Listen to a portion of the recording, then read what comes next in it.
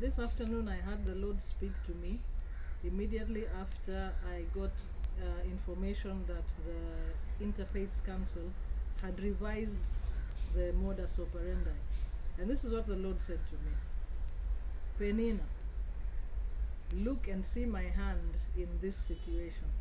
I am very much in charge of this, and this whole thing will end on the day that you as a nation will learn how to obey authority, learn how to pay respect to authority, keep the law.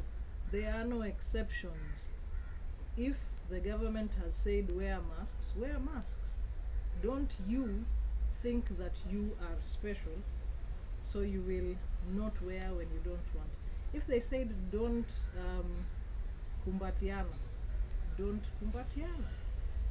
Don't do it inside your office because you are special. If they said church services are to be a certain length of time, keep that time. The training here is for obedience to authority.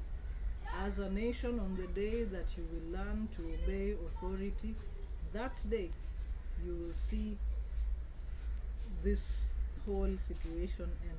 Until then, this is like boot camp. This is training. Learn quickly.